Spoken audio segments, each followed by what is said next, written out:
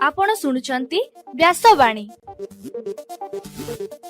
जनगण मन अधिनायक जय हे भारत भाग्य विधाता। पंजाब सिंधु गुजरात मराठा द्राविड उत्कल बंगा। विंध्य हिमाचल यमुना गंगा उच्चल जलधि तरंगा। तब शुभ नामे जागे तब शुभ आशीष मागे। गाए तब जय गाथा जनगण मंगलदायक जय हे भारत भाग्य विधाता। जय हे जय हे जय हे जय जय जय जय हे। या कुंदेन्दु तुषार हार धवला। या शुभ्र वस्त्रामृता। या वीणा वरदंड मंडित करा। या श्वेत पद्मासना। या ब्रह्माश्रुत शंकर प्रभृतिवी। देवै सदा वंदिता। सा मां पातु सरस्वती भगवती। निशेष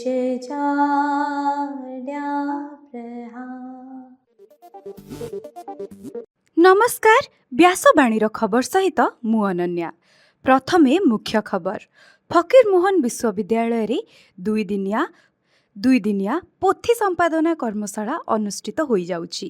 आज विश्व मलेरिया दिवस पालन हेउछि। पेट्रोल पंप मानकु चेतावनी देले राज्य सरकार थरके 50 लिटर रु अधिक बिक्री करि परिबे नाही। एप्रिल 27 रु खरा छुट्टी घोषणा कले मुख्यमंत्री मोहन चरण माझी। भारतर शिल्प क्षेत्र में 15,000 कोटीर पुंजीनिवेश करिब जापान। आसंता एप्रिल 30 रे ओडिशा विधानसभार स्वतंत्र अधिवेशन अनुष्ठित हेब।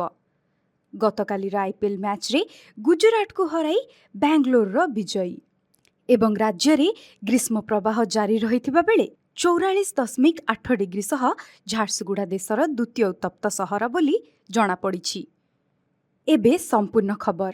फकीरमोहन विश्वविद्यालयर स्नातकोत्तर भाषा और साहित्य विभागर प्रयासरे तथा ओडिया भाषा विकास आंदोलन सहभागितारे 2 दिवसीय पोथी संपादना कर्मशाला गतकाली स्नातकोत्तर परिषदर सम्मिलनी कक्षरे आरंभ होईछि।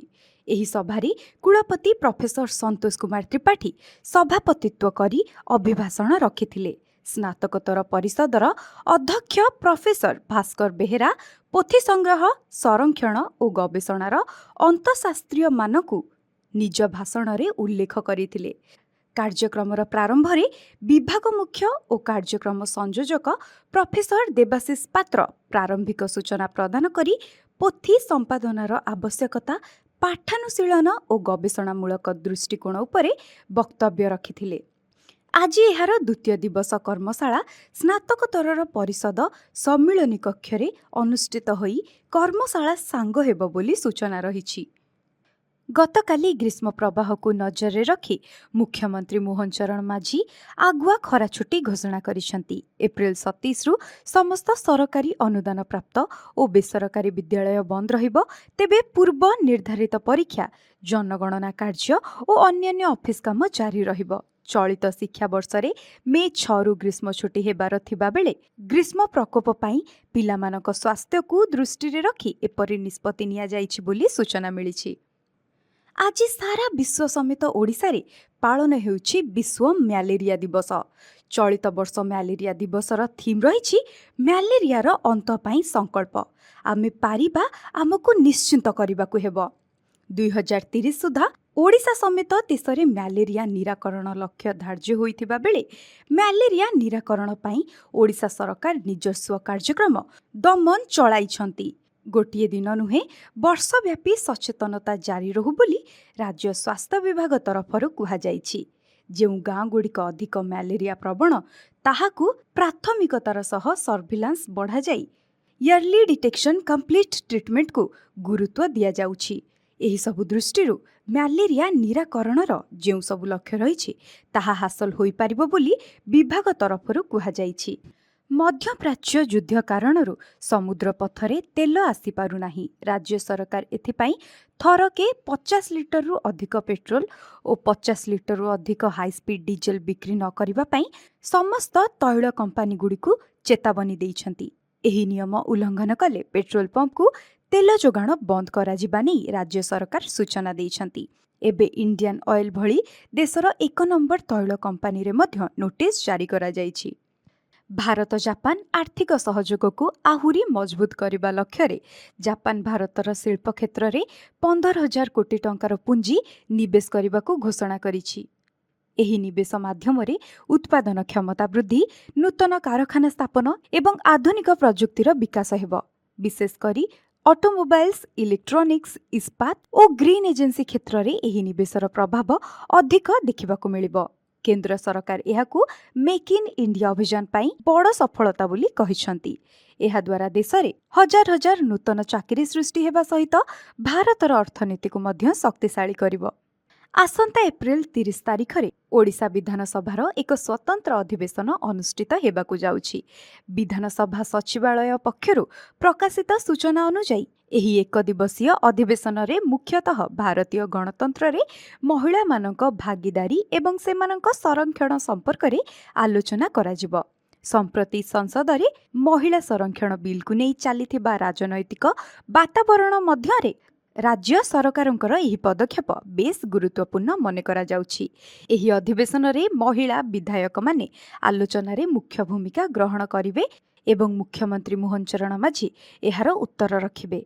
अन्यपटे विरोधी दल एहाकु केवल एक राजनैतिक कौशल बोली समालोचना करिसंती। गतकाली एम चिन्नास्वामी स्टाडियम रे खेला जाउथिबा सीजन रो शेष लीग मैच रे गुजरात टाइटन्स को परास्त करी विजय हासिल करिछि रॉयल चैलेंजर्स बेंगलुरु। गुजरात प्रथमे बैटिंग करी 20 ओभर रे 3 विकेट हराई 205 रन करिथिला। गुजरात तरफरु साई सुदर्शन 58 बॉल रे 100 रन करिथिले। एहा जवाब रे रॉयल चैलेंजर्स बेंगलुरु 18.5 ओभर रे 5 विकेट हराई 206 रन करी विजय हासिल करिथिला। एहा सह रॉयल चैलेंजर्स बेंगलुरु तरफरु विराट कोहली 44 बॉल रे 81 रन संग्रह करिथिले। एबे पाणीपाग खबर। राज्य रे ग्रीष्म प्रवाह जारी रहिथिबा बेले तापमात्रा दिनकु दिन वृद्धि पाई लोकमाने असह्य गरम रे पीड़ित हेउछंती। आज झारसुगुड़ा रे सर्वाधिक 44.8 डिग्री सेल्सियस तापमात्रा रेकर्ड होई एहा देशर द्वितीय सर्वाधिक उत्तप्त सहर भाबे परिचित होईछि। राज्यर विभिन्न जिल्ला रे मध्य उच्च तापमात्रा रेकर्ड होईछि। संबलपुर रे 44.6 डिग्री, हीराकुद रे 44.5 डिग्री, बलांगीर रे 44.2 डिग्री, तालचेर रे 43.8 डिग्री, सुंदरगढ़ रे 43.5 डिग्री एवं बरगढ़ रे 43 डिग्री सेल्सियस तापमात्रा रेकर्ड करा जाइछि। एबे आसंतु सुनिबा आजिर स्वास्थ्यवाणी। नाଳ ଝାଡ଼ା ଏକ ସାଧାରଣ ସ୍ୱାସ୍ଥ୍ୟ ସମସ୍ୟା। ନାଳ ଝାଡ଼ା ହେଲେ ଅନେକ ଲୋକ ଏହାକୁ ସାଧାରଣ ରୋଗ ଭାବି ଅବହେଳା କରିଥାନ୍ତି। ବିଶେଷ କରି ଶିଶୁ, ବୃଦ୍ଧ ଓ ଦୁର୍ବଳ ବ୍ୟକ୍ତିଙ୍କ ପାଇଁ ଏହା ପ୍ରାଣଘାତୀ ହୋଇପାରେ। ଠିକ୍ ସମୟରେ ସଚେତନ ନହେଲେ କିମ୍ବା ଯତ୍ନ ନନେଲେ ଏହା ଗୁରୁତର ସ୍ୱାସ୍ଥ୍ୟ ସମସ୍ୟାରେ ପରିଣତ ହୋଇଥାଏ। ନାଳ ଝାଡ଼ାର ମୁଖ୍ୟ କାରଣ ହେଉଛି ଦୂଷିତ ପାଣି ଓ ଅଧିକ ତେଲ ମସଲାଯୁକ୍ତ ଖାଦ୍ୟ। ଦୂଷିତ ପାଣି, ଖୋଲା ଜାଗାରେ ରହୁଥିବା ଖାଦ୍ୟ, ବାସି ଖାଦ୍ୟ ଖାଇଲେ ପେଟରେ ଜୀବାଣୁ ପ୍ରବେଶ କରେ। ଏହି ଜୀବାଣୁ ପେଟ ଭିତରେ ରୋଗ ସୃଷ୍ଟି କରେ ଏବଂ ଏହା ନାଳ ଝାଡ଼ାର କାରଣ ହୁଏ। ନାଳ ଝାଡ଼ାର ଲକ୍ଷଣ ଗୁଡ଼ିକ ହେଉଛି ବାରମ୍ବାର ଝାଡ଼ା ହେବା, ପେଟରେ କଷ୍ଟ ହେବା, ମଳରେ ନାଳ ପଡ଼ିବା, ମୁଣ୍ଡ ବୁଲେଇବା ଇତ୍ୟାଦି। ଏମିତି ଲକ୍ଷଣ ଦେଖାଦେଲେ ତୁରନ୍ତ ଡାକ୍ତରଙ୍କ ପରାମର୍ଶ ନିଅନ୍ତୁ ଏବଂ ସାବଧାନତା ଅବଲମ୍ବନ କରନ୍ତୁ। କେତେକ ସମୟରେ ଭୂତାଣୁ ଓ କୀଟାଣୁ ସଂକ୍ରମଣ ଦ୍ୱାରା ମଧ୍ୟ ଏହି ରୋଗରେ ପଡ଼ିବା ଆଶଙ୍କା ଥାଏ। ନାଳ ଝାଡ଼ା ସମୟରେ ସବୁଠାରୁ ପ୍ରଥମ ଆବଶ୍ୟକତା ହେଲା ଶରୀରରେ ପାଣିର ଅଭାବ ପୂରଣ କରିବା। नाळ झाड़ा समय शरीर बहुत पानी बाहरी जाए फल जलीय अंश मात्रा कमी जाए जहाँ शरीर को दुर्बल कर दिए। एथिपाई नाळ झाड़ा समय प्रचुर मात्रा ओआरएस पानी पियंतु। ओआरएस शरीर में जल और लुणर मात्रार संतुलन को ठीक रखि थाए जहाद्वारा शरीर सुस्थ रहे एवं जलीय अंश कमे नहीं। नाळ झाड़ा समय सहजरे हजम हेबा भली खाद्य खाइबा उचित। भात कदली दही भली खाद्य पेट पाई बेस उपकारी। तेल मसला और फास्टफुड जातीय खाद्य ठारू एही समय दूरेई रहिबा भल। परिष्कार पानी पीबा खाद्य पूर्वरु और मलत्याग पर हाथ भल भाव धोइबा द्वारा एही रोग रोकिबा संभव होइथाय।